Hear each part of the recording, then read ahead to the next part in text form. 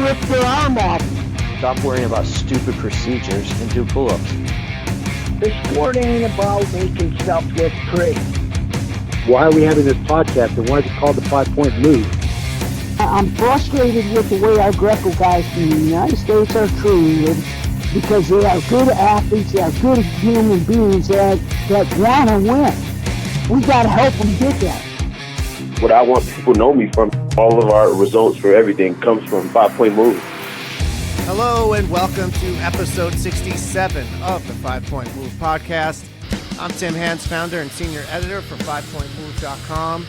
And for this, the 67th episode, as you saw when you either clicked on or downloaded this episode, one guest, and that is 2023 World Team member Zac Braunagel, a gentleman with whom pretty much all Greco-Roman fans in the United States should be well familiar.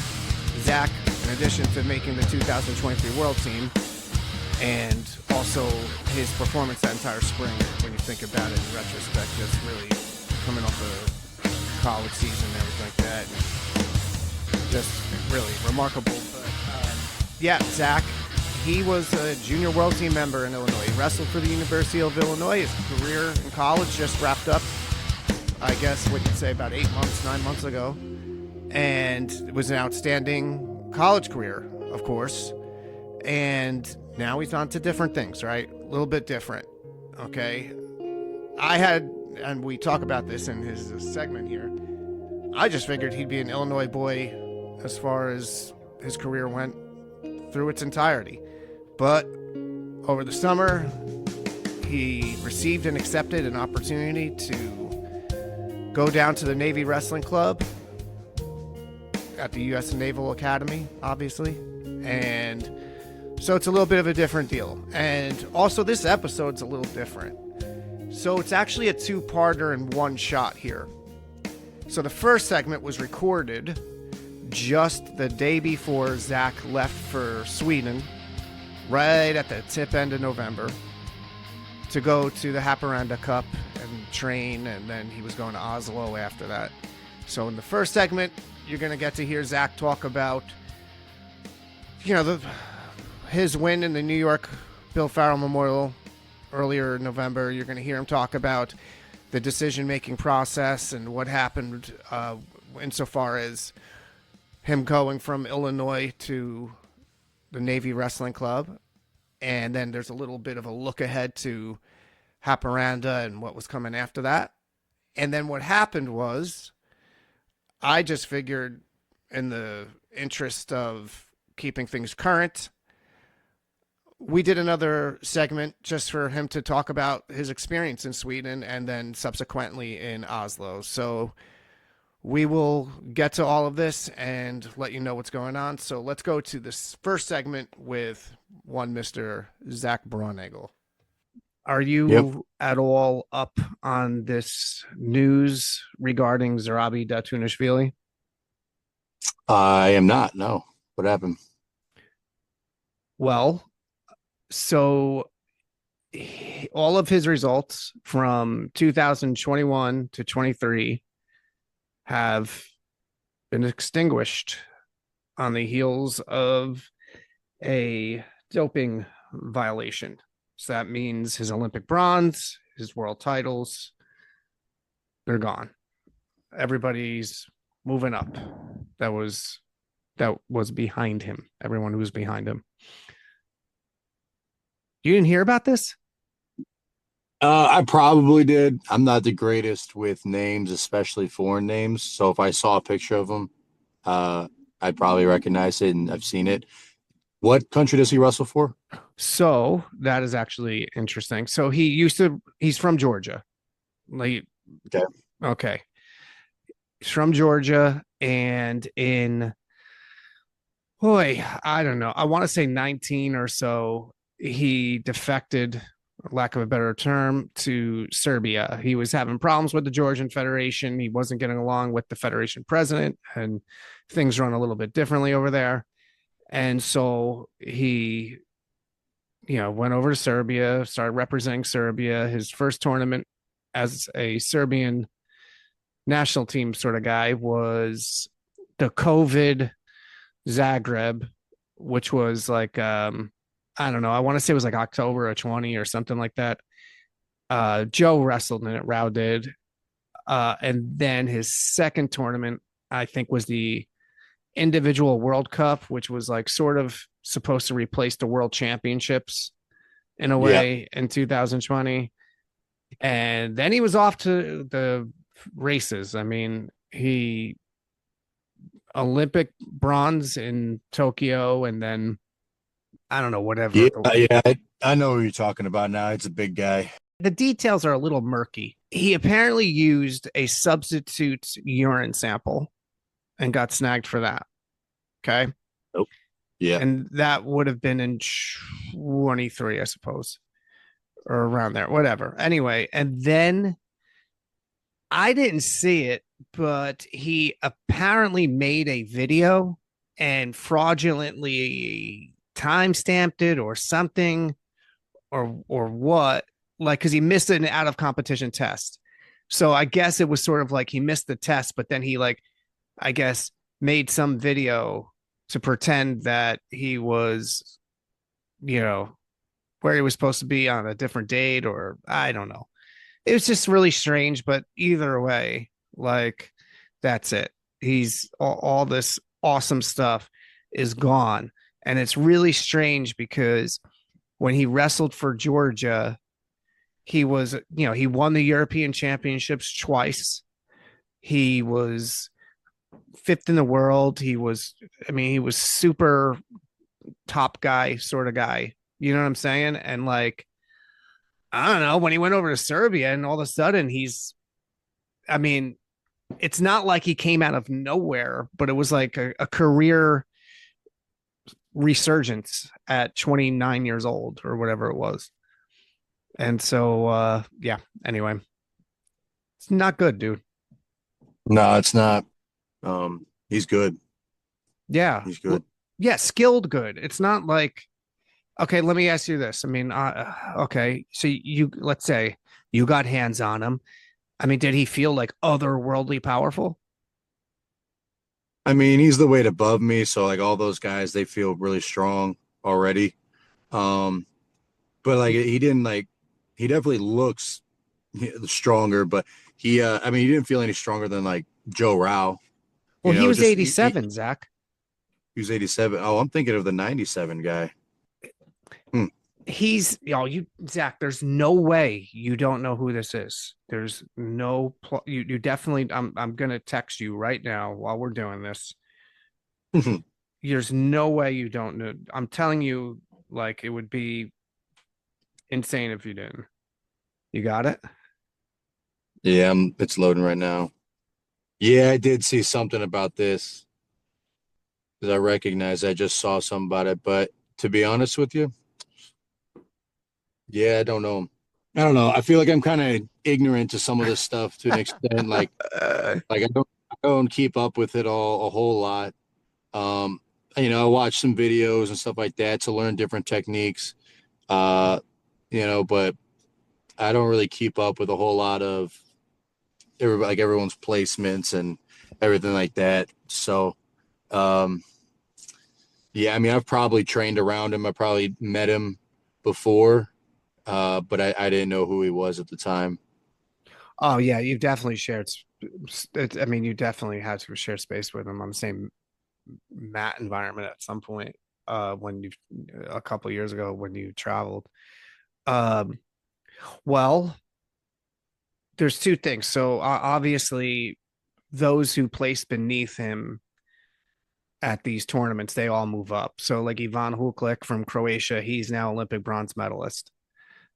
And then there's Kirill Meskevich from Belarus. He's now 2021 world champion. Turpel B. Sultanov now becomes 2022 world champion. And, here we go. We play the merry-go-round game with the reallocation of medals. And yeah, everybody. Yeah. It's a lot, man. And it just feels like this is epidemic at this point, Like it's like Mhm. every other month we're getting this. I mean, Robbie, As I say, I just saw Robbie got an Olympic bronze now world because bronze of 2015. or, Yep. okay, world bronze because someone tested positive from back in 2015. I don't even know how any of that works. I don't know how you can go back and test from 2015. I don't understand any of it, to be honest with you. Um, I don't, like I said, I don't keep up with it all too much. It's a headache for me. Um, paying attention to like everyone moving up. I'm happy for Robbie. That's awesome. Congrats to him. But yeah, I don't keep up with it all too much. I see it and it's like you said, it happened a month ago and now there's another one. It's like it happens pretty regularly at this point. As crazy as it sounds. So I just stay out of it all. I'm just a big like worry about what I can control, guys. So if something's happening, it's like, okay, cool. If something else happened, it has nothing to do with me, nothing to do with where I'm at right now. And it kind of just like withers away. I don't really pay attention to it, but it's awesome for Robbie. I love Robbie. He's awesome. So congrats to him. That's sick. But why is Robbie's different? Well, I don't know how well or not you know the match, but when he wrestled Makov in the bronze medal match in 2015, there were points that he should have been awarded that he was not. And another time in the match, he had Makov absolutely flattened pinned, and that wasn't called. And it was these things were actually egregious. This wasn't the kind of thing where it's different when you're at whatever tournament, even if a world tournament. I mean, sometimes calls aren't just going to go your way, and that's just part of life. But these were like legitimately like, this is bananas. Like, are you serious? And so Robbie's, I don't look at as though like, well, he got some kind of precious gift. It's not like he got teched by Makov. I mean, first off, it was exciting close match, and secondly, like there were points that were clearly his, and plus he had him pinned. And so in my own opinion, he was practically the bronze medalist anyway. I mean, he was certainly right there. It's not like it was, well, he needed that guy to test positive. Whereas there are some cases in which athletes have, through medal reallocation, have like jumped up a spot. I'm not saying that they don't deserve it or something. It's different when we're talking about a medal match where one guy destroyed the other, and then eventually the guy who got destroyed gets the medal. That's different optic. But I don't know. It's Stefanowicz actually ties into this in a little bit, insofar as he had wrestled Datsuniashvili in Hungary in 2017. And it was a really awesome match. And he had kind of like high dived with time running out, and which if it were a 4-pointer, he would have won, but they instead scored it 2. But it was super exciting. And the other way he ties into it is because, well, there's 2 other ways.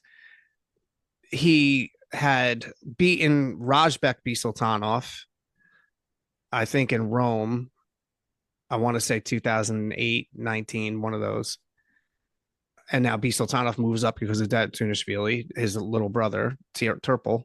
And then it's also, not to keep bringing up Stefanowicz, but he had the same exact attitude as you did. He wouldn't know who these people are.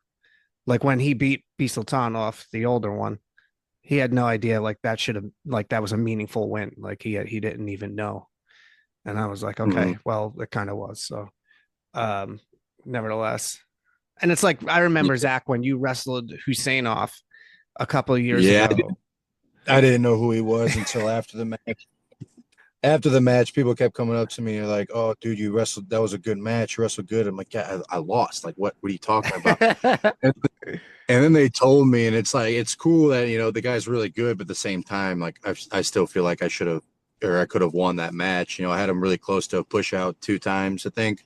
Yep. And didn't capitalize on those. And so, it's one of those, it's like, it's nice to know that you're, close. But at the same time, you got to convert those points when you have the opportunity. So, Yeah, but yeah, I didn't know who he was when I wrestled him. And to me, it's almost I wouldn't say useless information, but like, what does that do for me if I do know him?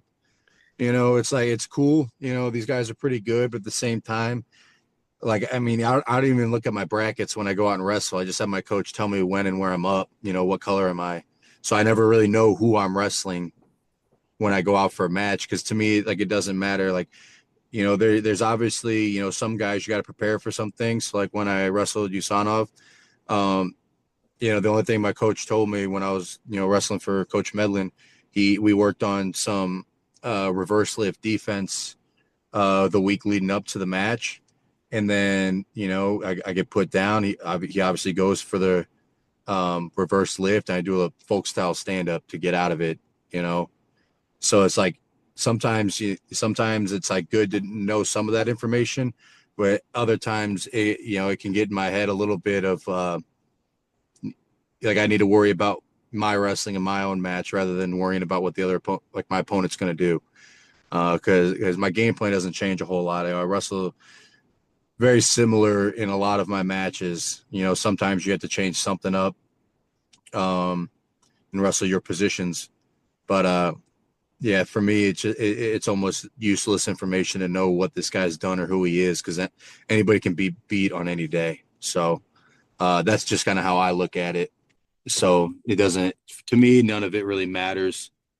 But if I were to give you, let's say, baseline intel, okay, let's say I'm with you, for some reason I'm with you at a tournament, we're in Hungary or wherever it is, and I have brief little scouting reports on, at least 3/4 of your bracket. And I say, okay, Zach, this guy, he's arm drag right side, arm drag right side, arm drag right side. That's go to on the feet, and top portiere. He lifts left, lifts left, lifts left.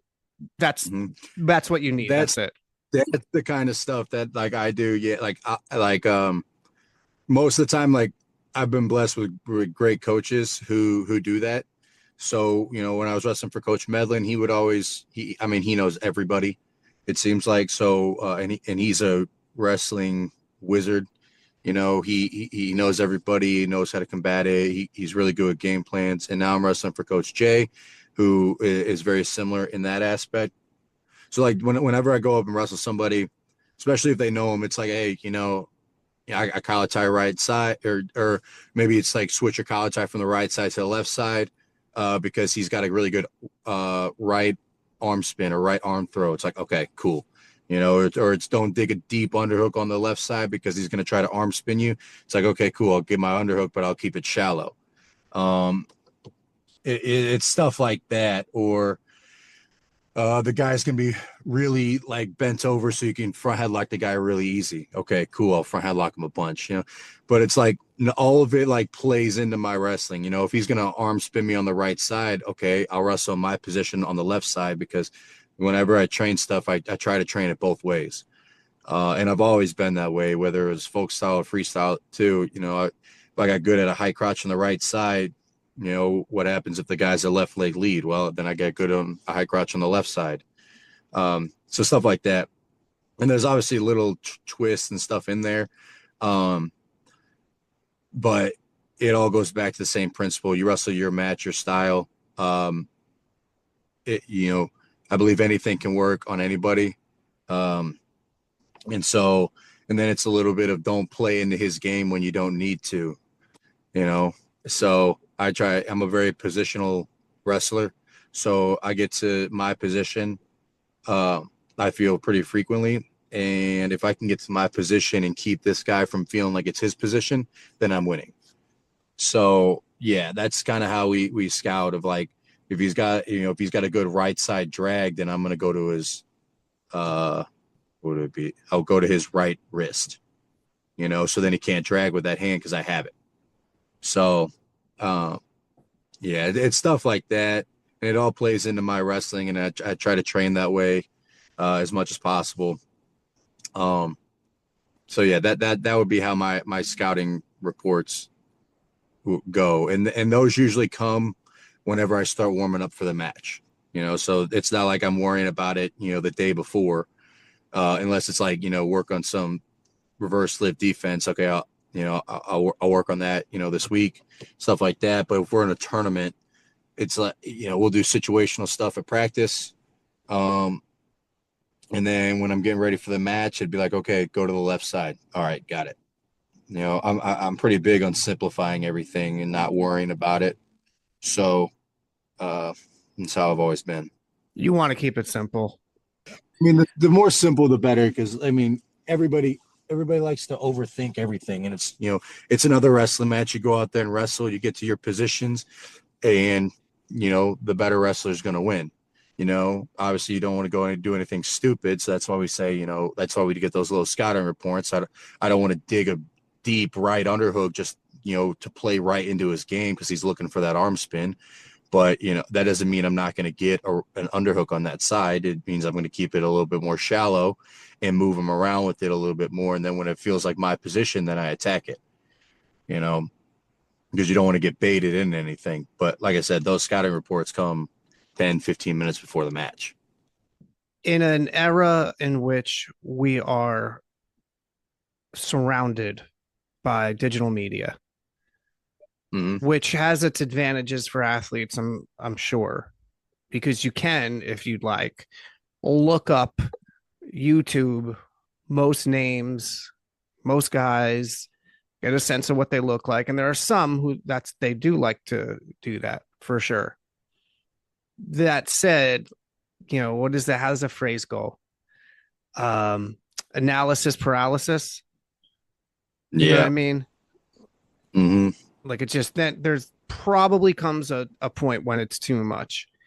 Like, well, yeah, I used to be that guy, and that's when I stopped. Like, I used to know everybody I wrestled all the time. I used to look at the brackets, and then I get ahead of myself, worrying about matches down the line, or I used to be so like worried about, oh, this guy's got a really good single leg, that it almost like I almost inevitably made it happen, of where I would be so worried about this guy's lefty single or something that he would get the lefty single anytime he wanted, because I was trying to stop it the whole time. That almost made it happen, or if you worry about somebody's, in Greco, if you worry about somebody's arm spin too much, then he'll hit you with something else. Like, these guys are all good. They have weapons everywhere, and they can, they're here for a reason. So if I try to block only one thing and I'm worried about his arm spin the whole time, well, now I'm not looking for my offense. I'm not looking for my attacks, and I'm just trying to block off that arm spin, that I'm leaving other things open.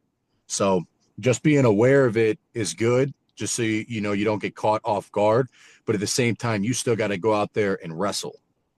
Yeah, I used to be a freak about it, and then I just decided to stop worrying about it, and then wrestling became a lot more simple then. Familiarity is also, I think, runs on both spectrums, because domestically you get familiar with, a good brunt of your opposition, of course. Internationally, at least at senior, you haven't yet amassed, so many tournaments to where you're wrestling guys multiple times. But here, I don't know. I think I defer to you. I mean, you're the subject here. I go two ways on it, because I, for one, would like to see a lot more opportunities competitively on our own soil, because we only have one tournament, and that's New York. Okay. At least with the current selection procedures, there's only one tournament. It's New York. After that's going to be the trials. It's not open trials, challenge tournament, and then final X. Right. So it's like, well, we need more stuff here, because we have a younger program. Most of the guys in our program are fairly young. We're developing, and not everyone is going to be going overseas. I mean, you're going to have Miranda. There's you and two other guys, and they're young. I mean, like, but even still, I want to see more domestic stuff, be just for the simple fact that we need competition, period. Even if it's domestic, we need it. But there's, you hear, well, guys aren't going to want to have to wrestle each other that much more. They're already seeing each other at the open, and blah, blah, blah, blah, blah, and whatever. And on the flip side to that is, yeah, well, we got to create depth. And when I say depth, I don't mean quantity, I mean quality. Depth isn't just how many athletes are in a given bracket. You know what I mean? People say like, oh, this is a deep. Now, 87 kilograms at the Olympic trials, that was a deep bracket. Okay. That was an authentically deep bracket, not just because there were a lot of guys, but because it was like, oh my gosh, this is a Shark Tank, this bracket. Depth is that. That's what depth is to me, is how many guys here, if they come out of this tournament, if they come out of, let's say, the World Team trials or Olympic trials, how many of them, if they were to win, would you honestly look at as a possible contender for a medal? That's depth. It's not just, oh, yeah, this bracket had 24 guys in it. Big deal if it had 24 guys in it, but like you can't imagine or reason for any of them to like have a shot at a medal, then that's not depth. That's just quantity. You know what I'm saying? And I think that we need to build depth. And I happen to think that domestically we can build depth because, especially in your weight class and a couple of others, it's like, yeah, okay, maybe you don't want to wrestle or the same 2 or 3 top other 87s on a, bi-monthly basis. Maybe you don't. At the same time, the more you guys wrestle each other, the more you guys get, augment that with, an appropriate amount of looks overseas, you're all getting better at the same time. So when we do have a team selection tournament, now everything's neck and neck. And like, you can feel more solid about who comes out of it. You know what I'm saying? Yeah. Well, I've always been a big believer in competition, I mean, even in my own household, like me and Danny, my twin brother, we grew up wrestling each other all the time. And I attribute that to why we got good at wrestling is because we both were competing with each other every day. So, the fact like I do believe that we need more competition, and I do think we would get better from that. But if we got, we got camp coming up in January, we can do matches there. We can get competition there.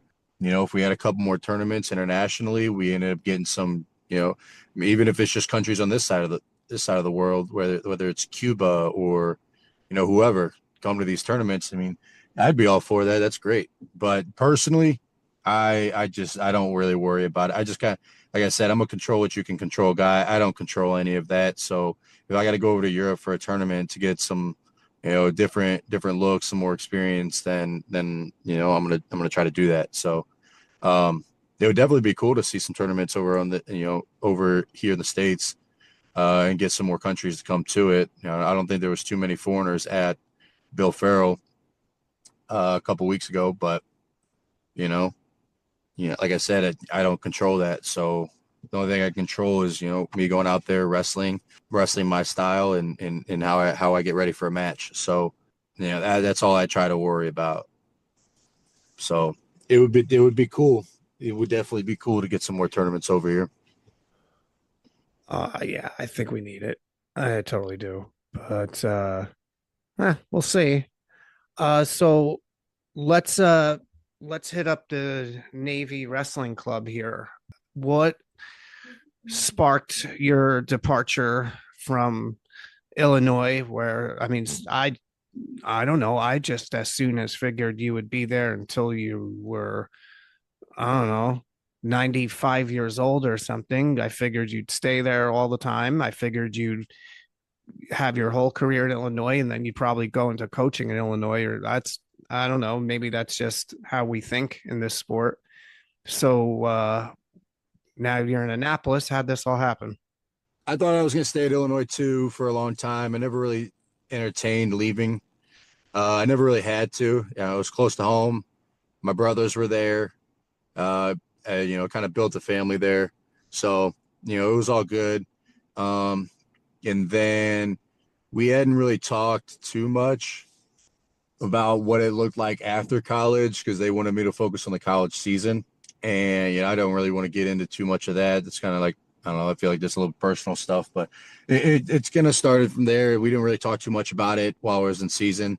So then season ended last year after nationals, and I grew up with Josh Coderhunt. He All-American last year for the Naval Academy.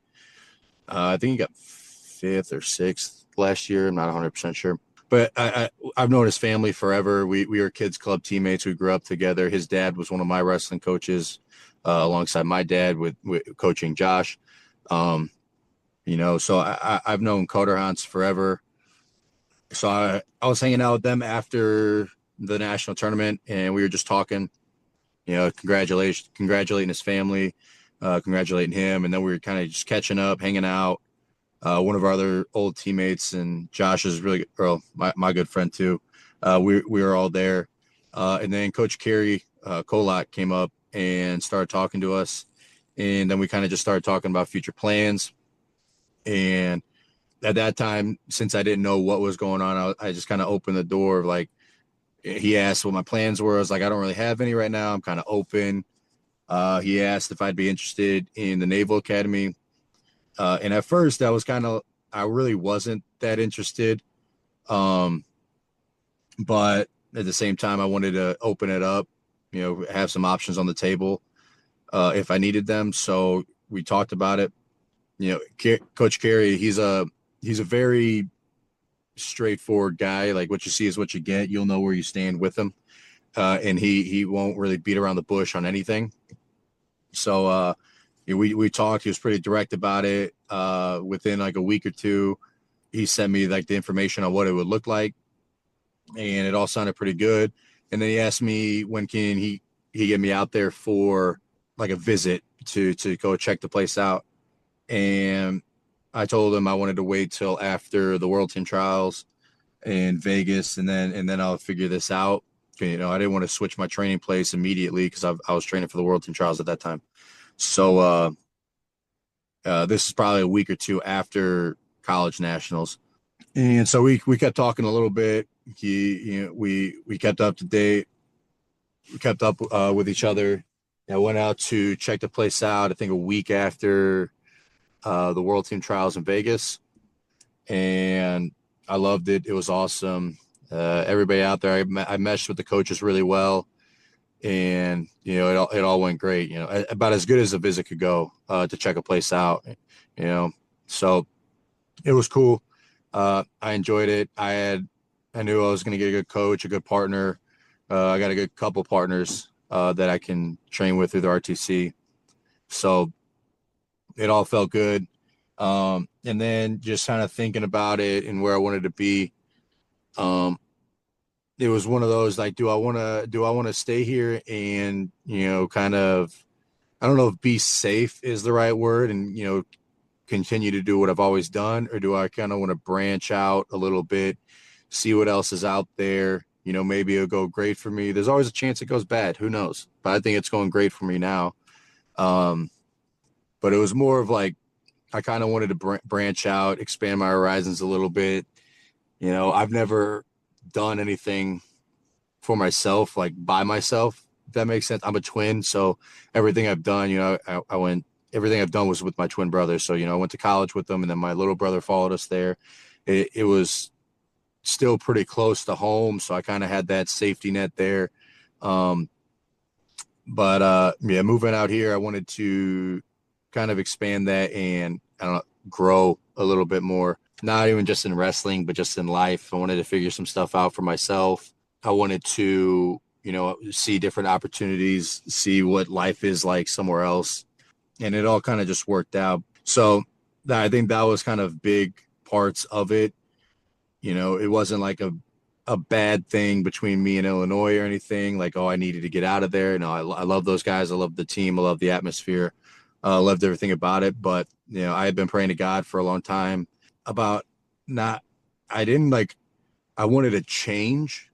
I didn't know what that looked like, but I felt pretty stagnant in where I was and what I was doing. I loved everybody there. It was great. It felt like home, but I just kind of wanted to change.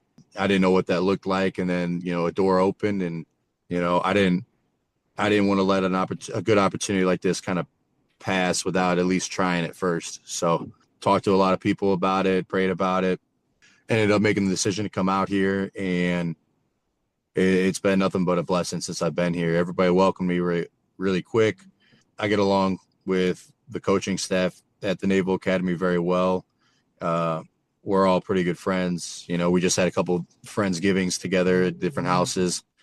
You know, I was actually just talking to one of the guys yesterday about it when we were coming back from a Friendsgiving. I went over to Quinn's Friendsgiving, or not Quinn's family Thanksgiving, because he lives pretty close. It's only like 2-hour drive. And me and Ben went up there for it because we just stayed here for Thanksgiving, and we were talking about how like it was almost like a very easy transition. There was no like, I don't know, grace period. There's no adjustment period. You know, I moved out here and everything clicked quick. So I feel like that's one of those things, a sign like, you know, like I made the right choice, not in a way of I needed to get out of Illinois, but in a way of there's other things out there. And as a person, I'm going to grow from this and finding something new, changing, a lot of change. And yeah, I feel like I made a good choice for myself. And, you know, like I said, I love it out here. So everything's going good so far. So I guess that's the story behind it. Oh, no. So. Well, the only question I have is when this was announced, I guess, in the summer. Mm-hmm. Now, my understanding was like that you have a coaching role with the wrestling club, right? With the Navy Wrestling Club, yeah, I'm a athlete coach. Like a player coach? Yeah, kind of. We have like the Navy Wrestling Club. We do like club practices out of season. And so like I'd be a coach for that. Like I run a couple of those practices for the wrestling club. So how does it work? Like, okay, but how does it work, let's say now in season for the NCAA team? Like, do you have separate practices, or do you practice with the midshipmen? I have my own like separate practices. So as an RTC athlete, I can't be on their. Oh gosh, that's right. Like, okay. Oh, these team stupid practices. rules are so ridiculous with college. Yeah. My gosh, what a joke. So I have my separate practices where I go in and I practice with Peyton Walsh. He's in the wrestling club as well. And then Coach Jay goes in there and he'll coach us and put us through a bunch of workouts. And then a lot of it I kind of do. I have the freedom to do a lot of stuff on my own. So like I go in there and I get lifts in on my own, or whether it's like conditioning, I'll go in there and do some conditioning on my own and stuff like that. So that's kind of my role. I help out with the coaching staff a little bit. I do like some media stuff for them. I help them there. But other than that, yeah. Do you live directly on campus? No, only the mids live on campus. I live about 10 minutes away. All right. I'm very curious about this question. So you don't have to. I've heard a lot about the Naval Academy. I'm not saying all of it's true, but I know it's certainly for what are they called there if you go to school there? Cadets? What are they called? They're just mids. Freshmen are called plebe. Freshmen are plebes. Like the general name for them are just mids for midshipmen. Okay. So since you're not in the Navy pipeline, you don't have to abide by the stuff the students do you? As in what? I don't know. Like you don't have to report to a commanding officer. No. You don't have to be at this place by this time. All you're really doing is focusing on wrestling, correct? Yeah, I'm just there to wrestle. I don't have to focus on that's all them. You know, they have their own companies and they got to report and do a bunch of stuff through their companies at the academy. But honestly, a lot of them, like, because they're on the wrestling team, their companies are doing stuff all the time, but since they're on the wrestling team and they have other obligations, they get out of a lot of that so they can go to practice and do the workouts they need to do and stuff like that. So it's not as It's obviously a military academy, but they have a lot of freedoms to train and get their workouts in. Like they don't miss out on any training because of the military. I thought it would be very different, as in they train at different times, or we won't get some of the guys in there because they have to go to formation. Yeah, obligations. These guys, they have other obligations, but the academy is very good at allowing the mids to do what they need to do for their sport and then go do their military stuff when they have time, like afterward. So it's actually a really nice setup for them. How's Walsh doing? He's awesome. That's my guy. Is he in very good like condition as a partner? Yeah, he has to be. He's worked on it too. He's awesome. He's a very selfless guy. Whatever I need, even if he's beat up, he'll do it. Yeah, he helps me out. He helps me out a lot. So yeah, he's good. He got into a little bit better shape when I got out here, because I'm a conditioned wrestler. So he worked on his shape a little bit to give me a better feel, which is awesome. What's he walking around at? He's about 195. Okay, so he's right bigger. There. Yeah. Yeah, okay. I was what I think barely over 200 today, so we're right about the same weight. So he's a great partner for me. Let me tell you, obviously you get to wrestle with him on a daily basis, a ubiquitous amount, if anything. People really should go back and just like do a quick snapshot of Peyton Walsh's career, because people, I think, don't understand how hard our sport is. That's number one. Mm-hmm. And if you look at what Walsh did, now granted, at the time, he certainly had, in my opinion, I have Medlin at number one now as the best coach in the country. But even Brian and I thought that Lukitas was the best coach in the country when Lukitas was running the All-Marine team.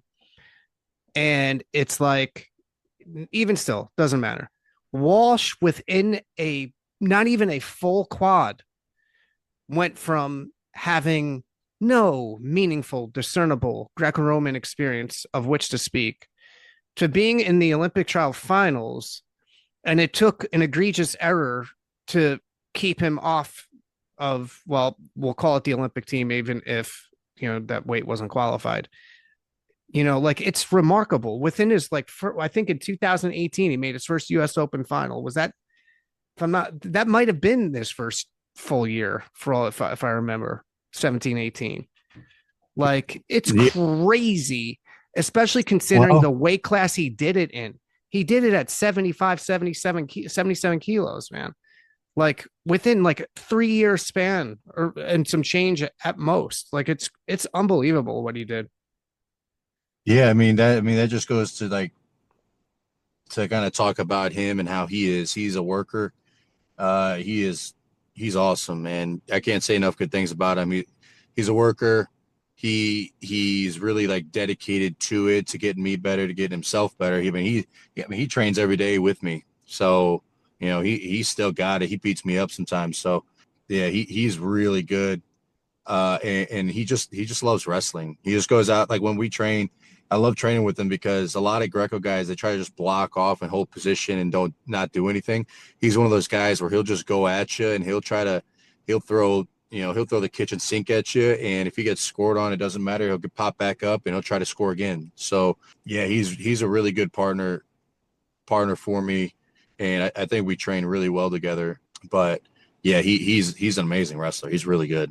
Just tremendously gifted, I thought. He did stuff, Zach. Like I told you, I think the last time I talked to you right before New York, and I was telling you on the phone, I think I have the video clip in my Google Drive somewhere when he's wrestling. What was that? Kamajicevic from Croatia. And he does a stand-up, and he did it so beautifully. And he was he had to dig at the hands and all that stuff. But that was his first international event ever. It might have been his first Greco tournament, relevant Greco tournament ever, if I'm not mistaken. It was one or the other. It doesn't matter. And then how quickly he became formidable. It was just something. It was just something else. And he's only what, like 33, right? 32 or 33. Yeah. Yeah. He's still a young guy. We kind of have a window joke. here. Me and him, we kind of joke a little, about him coming back and getting back into Greco, dusting off the shoes. I don't know if he's going to do it or not. He just had a newborn in August, I believe. Okay. So it's not going to happen for a little bit, but I've People have talked to him a little kids. bit about it. Yeah. I've talked to him a little bit about it. Whatever it is, I'm happy he's in my corner because he is good and he's an awesome person. Yeah, he is. Solid guy, and tremendous wrestler. I mean, absolutely. Zach, I loved watching your matches from New York. It was really nice I thought that tournament overall was actually pretty darn entertaining in totality, but you put up a lot of points in that tournament, Zach. You kind of imagine these things, you project when you're someone on the outside like me, like when I'm watching someone like you, I'm not in your head, so I don't exactly know, but it seemed like you missed it, that you were like kind of really hungry. And I know the way you wrestle, so it's not like you have different speeds, but at the same time, I don't know. And you had some willing dance partners too, which was nice. How did you assess your gold medal performance there in New York? It felt good. I felt like I could have opened up a little bit more with some of the guys, but at the same time, what I was doing was working, and if it's not broke, don't fix it. So I was getting a lot of push outs. I was pulling guys in front headlock a bunch. And that goes into wrestling my positions. So, it all felt pretty good. I felt like I wrestled well. I felt like I could have done better in some places of maybe I gave up position. One of the guys I wrestled, he arm dragged me a couple times. I did a good job of wrestling out of it, but I need to keep my elbows in, not give up those arm drags initially. I need to score more on top. We've been focusing a lot on top out here, and I kind of fell into the trap of kind of just catching my breath and letting them back up, whether and just scoring to get on my feet. But I need to capitalize from the top position more, because I know I'll need that down the line in these tougher matches. I'll need to get a score, whether it's late or whether I get the guy put down. I'll need to get those scores because those come up huge later. So I need to work on that. I didn't go down at all at the tournament, so I don't have anything to say on. I mean, we do a parterre a bunch here, so I've been working on that quite a bit. No, I feel overall it was a good tournament. Very minimal mistakes, very positional wrestling, getting to my scores. Like you said, I was putting up points, so I don't like holding leads, because as soon as you hold leads, it's like you flip that switch off. And then as soon as you flip that switch off, it's almost impossible to turn it back on in the middle of a match. So I try to keep the points going. If I can get a point scored, then I'm going to do it. And so that's kind of my game plan. So yes, I did put up a lot of points just because, like I said, I don't like holding the lead. So my mindset's more of just score the next point. It doesn't matter if it's 7-0 or, if I'm up 7-0 or I'm down 7-0, it's always just score the next point. So I felt like I did good with that throughout the tournament, of just getting the next point, whether it's a push out, whether it's a takedown, whatever it is. I feel like I did a good job at making guys wrestle through every position. I feel like a few guys thought they may have had me on we got into a weird scramble, but then, you come out of the scramble, you keep wrestling through it, and I ended up on top. I think that comes from, years of folk style wrestling, a lot of scrambling. So, it all felt good. There's definitely areas I need to sharpen up, need to do better with. But I was happy with it. It was cool. It was cool to go there and get a gold. How long ago did you decide to go to Haparanda? Was that right before New York? Yeah, that was before New York. I think one of my first week out here, I was talking with Coach Jay, and he loves that trip. And I think he met his wife on one of these trips years ago. And so he was kind of happy to have someone out here so he can go on that trip again and go through the tours and stuff like that. I've never been to this tournament. I've heard about it a couple of times, but then Jay brought it up and I was like, yeah, let's do it.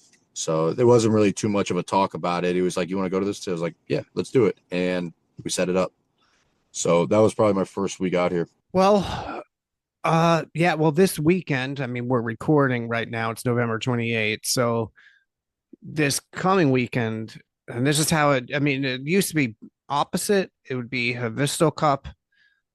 I mean, it'd be Haparanda first and then Havisto second to close out the year. Mm-hmm. But it's, I don't know, whatever. It doesn't matter. But nevertheless, these are always typically anyway, the last two tournaments of the year, last two like open international tournaments.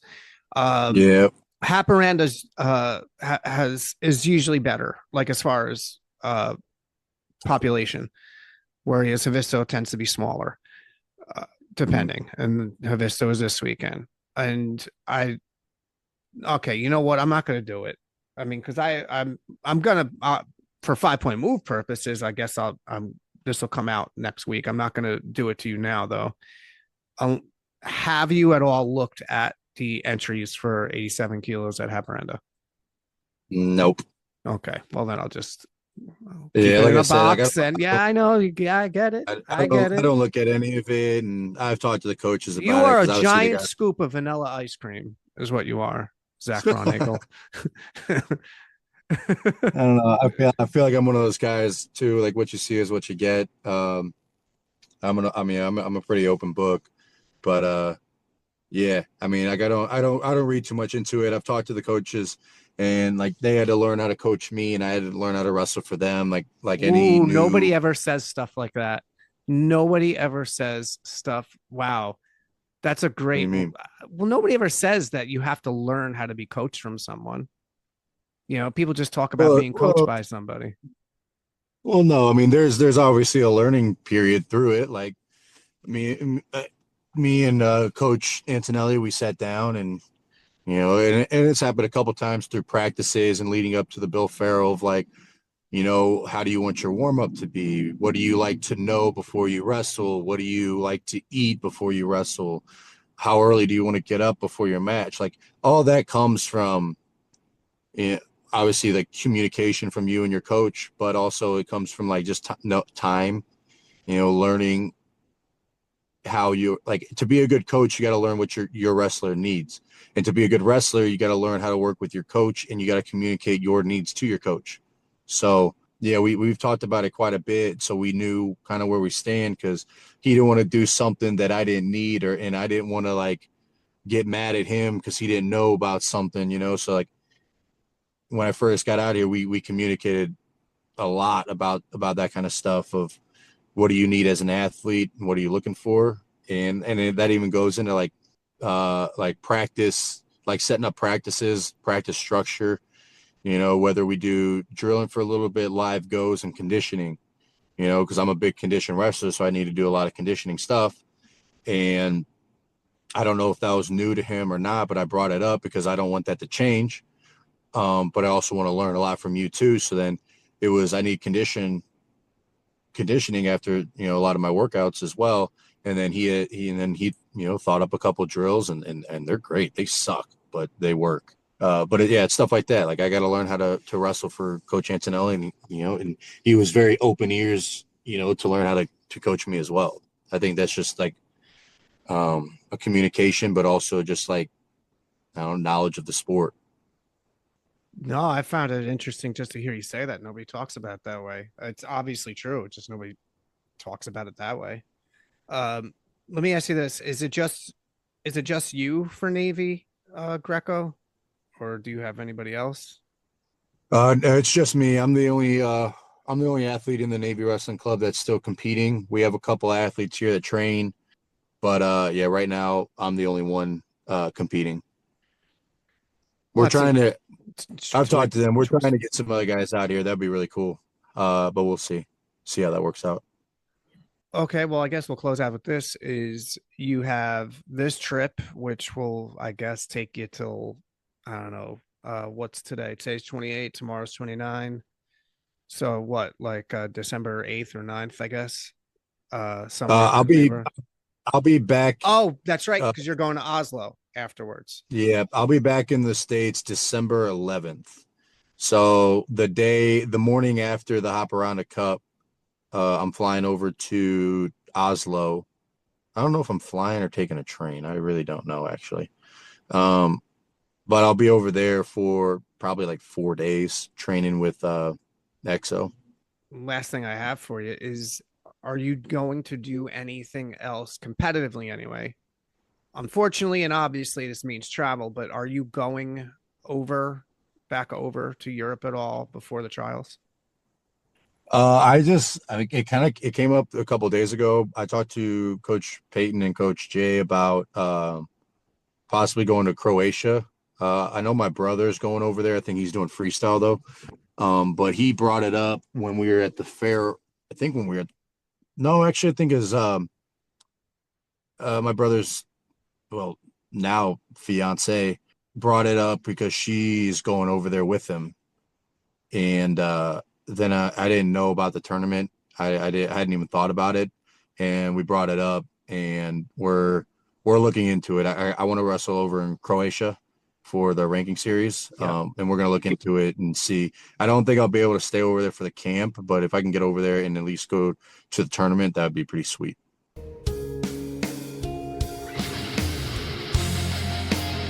Okay, that was segment 1. Now we're moving to segment 2. And for context, just so we're all on the same page, Zac went 1-2 at the Haparanda Cup, which was held on December 6th. He won his first round bout against Jesper Harkonnen from Finland. I mean, he just steamrolled him. It was 8-0, but it was a brutal 8-0 because Zac just wore him out and it's like death by 1,000 cuts sort of thing. Second round match was a loss to Lucas Ahlgren from Sweden, 6-1. For anybody who reads 5 Point Move, you should really kind of be familiar with Ahlgren because he's written about kind of, semi-consistently, and he's been around for a hot minute here. It was a lot closer than 6-1. Not that 6-1 is a blowout, but it was really, there were caution points and a weird sequence in the second period. And then Zac lost his third match of the day. He lost to Andrei Tanazov from Bulgaria, 5-5 criteria, obviously. And Zac talks about all of this, and then it's more about what's coming up next as far as his plans leading up through the winter and so forth. So let's jump to segment 2 here. All right, Zac. So the tournament was, I guess, a week ago, I want to say, 1 week ago. So we're following up because we talked the day before you were leaving for Sweden, and now you've been back from that trip for a couple of days, and I figured it was a good idea to sort of do a little post segment on it. So the tournament, it's the training itself, the training in between, the training before the tournament, was it in Haparanda, the same location as the event itself? Yeah, it was the same location as the tournament was. Okay, well, it's been a couple of years since you've been overseas for a training camp. How did this one feel for you? It was good. There was the Bulgarian team was there, the Swedish team was there. Finland brought a couple guys, and then there was a couple other countries there just with a couple guys for the training camp at least, and then for the tournament there was quite a bit more, like different countries that showed up. So it was cool. Training was good. Got to work with some good guys the whole week. So yeah, it was nice. It was lighter because we had the tournament that weekend, lighter than I'm used to, but it was definitely good. Learned a lot, figured out some positional stuff, figured out what I was doing wrong, improved on a couple areas. So it was good. Before the tournament, before you left, when we were talking, I'm like, did you look at the entry list? Did you see anything? And you were like, no, I don't care. I don't look at that and that whole thing. Oh, I was saying it because obviously you had an Olympic champion in the bracket. You had one of the guys who I previewed in your bracket, you wound up wrestling, which was Ahlgren.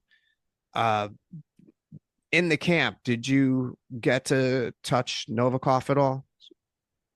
No, Bulgaria didn't do a whole lot of the training with us because they had did the tournament in Finland the week before. So they didn't do like that. I think they went to 1 or 2 practices with us, and then they kind of did a lot of their, I wouldn't say their own training. They kind of just did their own thing with, they would go in and play like games of basketball, a lot of just kind of weight management. And,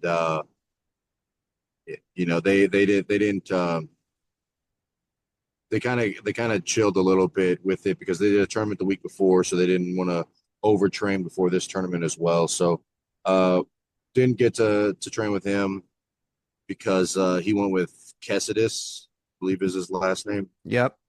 Who was there, and then Kestis didn't wrestle. I think he sprained his ankle at camp, so he ended up not wrestling in the tournament. But no, I trained with Algren a little bit through the camp, and then a couple other guys that were there, just working on stuff. So it was good. It was good. What did you think of the tournament? I know that results wise, I guess it probably didn't go exactly how you wanted, but at the same time, you got 3 matches in. So yep. Give me your assessment here. I didn't do as good as I wanted, but I don't think it's anything to like hang my head on. I won my first match against Finland. You really wore that dude out pretty hardcore. And then my next match was Algren, and throughout the camp, he just does a couple things that was getting to me, and we were working on it and stuff. I had him show me like what I was doing wrong in this position, like why he was getting to it so easily. And I made those adjustments for the match. So the match went better than it did during camp. Because I was kind of putting, a couple things together. It was like one weird situation in the match. I got put down. Second period. He went to lift me, and I turned in and went double overs. And I tried to throw him, and he hooked my leg. So then I had Coach Antonelli throw the brick to challenge it. And when they came back from the challenge, they gave Algren a leg foul points. So we asked them afterward, and they said he did leg foul me. He hooked my leg when I went to throw him, but before I went to throw him, I leg fouled him. And me and Coach talked about it. Like, we don't really know how I leg fouled him. We haven't been able to watch the match, but the way they said I leg fouled him, I'm not saying it didn't happen. I mean, it probably happened, but I just don't understand how or where I would have leg fouled him in that situation. So we were a little bit confused by that, and kind of put the match away. So, just you need to work on the parterre a little bit more. It shouldn't have been lifted. Kind of a weird, I wouldn't say weird situation, but I tried to jump my way forward, and as I did that, he popped up at the same time. So I kind of just floated up a little bit. So I turned in, just tried to wrestle through it. I need to get heavier on the lock, and I didn't make those adjustments. But so that match got away from me. And then my next match against one of the Bulgarian guys, I was up 5-2, I believe. And I ended up being put down. I thought I was going to get him put down again because I was kind of pushing him around the mat pretty good. But they ended up pushing me down, and then I relaxed on bottom and got gutted. So he kind of played possum with me a little bit. Ref was going to blow the whistle, and then he crash gutted and got it, and then it was 5-5. And I need to capitalize on when I have the guy in the zone. I had him in the zone quite a bit and didn't capitalize on those points. So, I mean, not the results I wanted, but definitely there was some improvements from previously wrestling and in situations that I was getting to there. So, there was some upside to the tournament. Wish I would have came out, with a better result, but we continue to work. Yeah, well, the match with Algren. Well, first off, I'll give you, if you should so desire, I have a login to watch the tournament, stream the tournament, because it wasn't, for free on YouTube or something like that. So Yeah. I can just give you my login information and you can pull up the stream. That makes, because on the stream it's a little bit difficult. It was a little bit difficult, the match with Algren, because it's a mat side camera and they do it on an angle. It's not like straight up. And I could not quite tell. I couldn't quite tell when the action was stopped and then the challenge came in. I couldn't really tell what the schism was about. I mean, because both of you gestured, like Algren gestured too, like, hey, like he pointed briefly, if I remember anyway, like he pointed like that he was fouled. And then you challenged, and I thought you were challenging. See, I thought at the time that you were challenging the being called for a leg foul. Does that make sense? Like, I thought that was the original, and I didn't even get that put together. Honestly, it's tough with the string, and the resolution on it wasn't fantastic, but that's not the point anyway. I don't know. I liked your matches a lot, to be honest with you. Like, as far as the stuff I would want to see out of you there, like, I don't know. I'm not trying to listen. It's easy for me to say, Zach, because it's your tournament. You know what I mean? But like, it's also, it's not a minimization thing, but it's like practice, and it's like, you want to make sure guys look good, like, I don't know. I thought you looked pretty good. I don't know. I thought it was solid. So whatever. Yeah. I thought I wrestled okay, but then, I still think I could have done better. Should have won that third match. Would have put me in one of the medal matches. And then would have wrestled another Bulgarian guy. And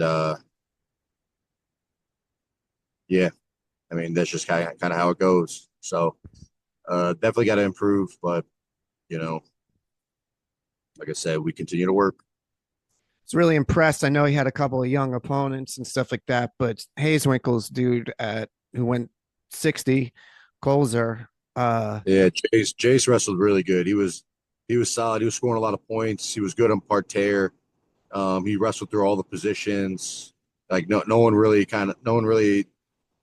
I think one match was pretty close against a tough guy, I think from Bulgaria, but yeah, first match everyone of the day. else, everyone else, they didn't really have, they weren't really in the match with them. No, so they were overmatched by him. Impressive. Yeah, he wrestled really well. So he'll be exciting to watch. Getting into the Greco scene in the U.S., he's going to be tough. Yeah, 100%. So look, after the tournament, you were supposed to go to Oslo and work with Makubu over there. Yep. Is that exactly what transpired? I went over there to train for a couple of days. I think 4 days. I was there, a couple of practices a day. Makubu didn't wrestle much. He's currently battling like a small injury. So I wrestled with his training partners, and then I wrestled with Felix one day. He was there. Norway's 97. I believe he's bumping up to heavyweight now. Yeah. And then Gutu, I think is his last name, from Moldova. They're 77. Yeah, Alexander Gutu. Yeah, he was there, so I wrestled with him a little bit too. He's a strong little guy. He's tough. And you can tell that guy just enjoys wrestling. We'll go in there, like when I wrestled with him, we would drill and stuff, and the drilling would just turn into like sparring. And he was having so much. He was having a lot of fun, just kind of messing around, working in different positions. But it was good to train with. It was definitely like a different kind of training with him. So that was cool. That was good. I liked it. But yeah, I got some good work in there. Figured out a couple positions, learned a couple of new things, positionally that I need to fix and that I was doing. Learned a couple of things from Uh, top and parterre. My parterre defense got a lot better because my rib was a little messed up during camp. So that kind of forces you to move a little bit more. And then, then that realization hits of like, why don't I just do this all the time? So my parterre got a little bit better there. And then, kind of found a few more attacks that I'm pretty good at. So, all in all, it was good. It was good. It was quick, kind of in and out, but definitely beneficial. Was that your first time in Norway? Yeah, my first time in Norway. Yep. All right. So two questions, just two more questions. Yep. First, which which camp did you like better, Haparanda or Norway? I mean, if you want to call Norway a camp. Yeah. I would say training wise, like they both definitely had like their perks and their benefits to them. Like the Haparanda camp, it was more geared toward getting ready for the tournament that weekend, and the Norway camp was more geared toward like technique and learning and sparring. So there was differences there. I would say I like Norway better because I wasn't getting my weight down, so I felt better the whole time. But I mean, they both had their different perks and everything, so it was nice. I don't know which one I like better, but it definitely got a lot out of both of them. So I'm definitely going to try to go back. They invited me back to go out to Norway when Mapubu is healed up. So I may take him up on that, or I'm going to try to get him to come out here because he has family in Washington, D.C., and I'm about a half hour from there. So I'm going to try to get him to come over here a couple times to train with me. So we just got to figure that out. Out of the places you've traveled internationally, Yep. you had been to Finland. Didn't you go to Finland in 19 for like a camp with Angle? Yeah, we were over there. We were over there for about 2 weeks for a training camp in 2019 before Worlds. Yeah, That's right. That's when wasn't Ragusin like messing with the Germans or something over there? messing with the Germans. I don't remember a whole lot. Maybe. All right. I Well, think either so. way, Yeah. think I so, remember yeah. Angle texting me that like Ragusin was taunting the Germans about winning World War II or something. I don't know. Whatever. And the German team was there. I remember us like we hung out with them quite a bit. We were just messing with each other back and forth. So yeah, we were probably teasing them a little bit about it, but it was all in good spirit. I yeah, just ask this. This was the second question I wanted to ask. Out of the places you have visited thus far, as in world caliber international wrestler, where do you rank your visit to Oslo? That's hard to say just because it wasn't like it was just me there. It was just me. We went to the city a little bit to kind of explore, but we were training twice a day. We didn't have any days off, so I couldn't like go out and explore too much. Like I said, it was kind of an in and out visit, so it's tough to rank it based on that because all the other camps, we're there for a couple weeks. We get days off where we can go explore and see different stuff around town, around the area. And you're traveling with a big team. So there's a bunch of guys there where you can hang out with and go do stuff. So it's tough to rank it. It was just different. But I don't know. Oslo was cool. I went to the city one time to hang out, and you saw a little bit. They had some sort of like Winterland festival going on. So I went to that. Training wise, there's a couple guys. There's probably like 10 of us there training. So wasn't a whole like big selection of who to go with. I kind of went with the same couple guys every day. So it was just different. I can't really rank it. It was different than previous camps. So it wouldn't be fair to like rank it based on that. I would definitely go back, But it was cool. Very diplomatic, that answer, Zach.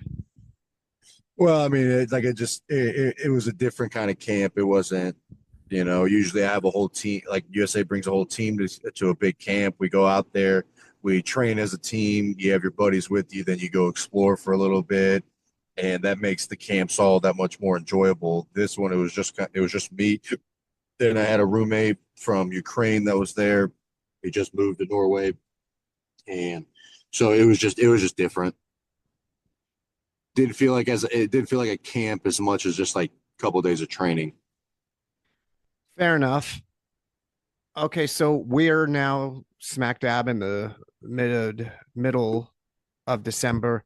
So where we left off was you were looking into going on the Zagreb trip. Has there been any change or movement on that over the past 2 weeks since right before you left for Haparanda? Nah, there hasn't been any change yet. We still got to talk about it and figure out what we want to do. If we're going to that, there's another tournament Coach Jay brought up that we might go to. I don't remember what it's called or even where it's at. He just brought it up randomly. But no, there's been no progress on figuring that out yet. We're going to talk about it this week. I've only been back like 2 days. And yesterday was the Army Navy football game. So it was kind of we were just kind of focusing on that and going to that, having a good time. So, yeah, we got to talk about it this week and figure it out. All right. So then I'm going to take a shot here. As far as your more immediate concerns, are you returning to Illinois before going to January camp? Yeah, I go home. We have a duel here on the 20th against Morgan State. So the day after that, so I'll go home on the 21st, and I'll be home until January 10th when I fly to Colorado. And then on the 20th after that camp is when I fly back out here. So I'll be gone from Maryland for a while, for about a month. And then if you do go to Zagreb, you're basically going to be flying back to Maryland and then in a pretty quick turnaround going to Croatia. Correct. Yeah. All right. I think this is a first in 5 Point Move podcast history insofar as having an athlete as a guest to discuss an upcoming event and then including a follow-up segment in the same episode about said event / trip. So there's Zac Braunagel once again breaking new ground here. And I'll tell you what, if 5 Point Move had the resources, I would hire a writer. I've said this before. I would hire a writer to focus solely on 87 kilograms in the United States. I would. Like if we had, I don't know, flow wrestling level of, let's just say resources. Resources. But if I could, that's what I would do. I would hire someone to just deal with 87. It is consistently, year in, year out, with few exceptions over the last couple of quads, the most interesting and dense weight class in the United States. It is. And it's like you look for 26. It's like, okay, we all know that right now, Peyton Jacobson stands atop the ladder here. Okay? And Spencer Woods right beneath him. Okay, according to last year's trials results. And then there's Braunagel, who finished third, right? National team member. And what's going to happen with Becca Melilashvili? Okay, that hasn't been confirmed whether or not, but there's certainly some steam to talk that he might very well just go ahead and go 87 in April. Maybe not. Maybe he still stays at 82. I know that cut is awfully difficult for him. I don't think that's a state secret here. It's just, I mean, look at the guy. He's built like a cyborg. He has no body fat on him. Just whatever. Anyhow, but yeah. So 87 kilograms to me is just it's the most interesting weight class still. It's not a diss to any other weight class. I guess you can make an argument for certain others, maybe 67 a little bit. 60 this year is going to be interesting again, particularly if Jace Colzer, you know what, I hope I'm pronouncing that right, but Hayeswinkle's kid, Hayeswinkle's kid, he's obviously, Jace was a fantastic college wrestler, Greco-Roman wrestler in his age group career, but nevertheless, from here on out, we're going to be referring to him as Hayeswinkle's kid. Anyway, he might be like sort of a sleeper dog here. He could be at 60, and 60 with, Dalton Roberts, who had a very difficult exit from the April tournament last year. There's no way that went down like a teaspoon of sugar. And Dalton Roberts is, I mean, until he, walks away from the sport and does whatever he does, he's going to be successful. Dalton Roberts is the hardest worker, I think, of his generation. I do. I really think so. I don't think there's really, maybe Jacobson's in that. I mean, Jacobson, I guess, for sure. But Dalton Roberts, I don't know. He's a monster, and is there a point to prove? I don't know if Dalton Roberts at this stage has a point to prove, but then again, he might. So 60 kilograms, okay, I'll grant you 60 kilos. But still 87, just, I don't know, there's just something about that weight category. Just to me. And no, I mean, it's objectively just, it's an awesome weight for us. And so there's Braunagel in the mix of that. And you look at Zac Braunagel, and his style is not too dissimilar from Jacobson's insofar as both are pressure, both are into creating a lot of motion. Jacobson has a lot more of I think a classical sort of expression, but I don't know. I just love this weight class, and I don't know. I get pumped up. So what else do we got? Do we have anything of any note of which to speak? Big giant deal was the contingent of seniors who went over to Georgia for training. And if you've been looking at Instagram and all that stuff, I guess you probably have seen some photos and things like that. And we'll be dealing with some of the aftermath of that Georgian training camp coming up here.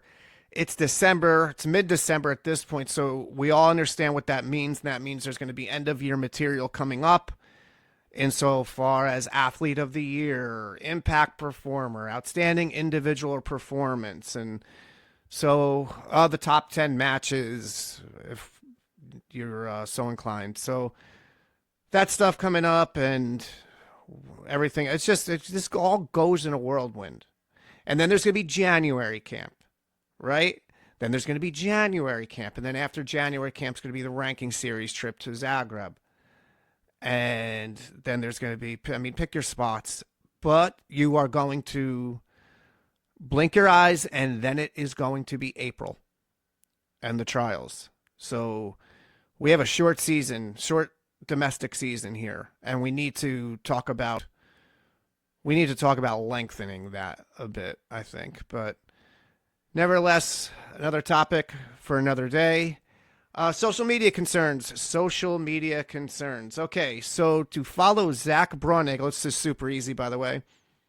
To follow Zac Braunagel on X, if you want to call it, you would do so at Braunagel. That's Braunagel, Zac, Z-A-C. Okay, so it's his name reversed. Last name first, first name last. Yes, that's how you'd say that. And on Instagram, it's at Braunagel. That's it. At Braunagel, which is, I guess, for branding purposes, really awesome that he just was able to snare his last name there.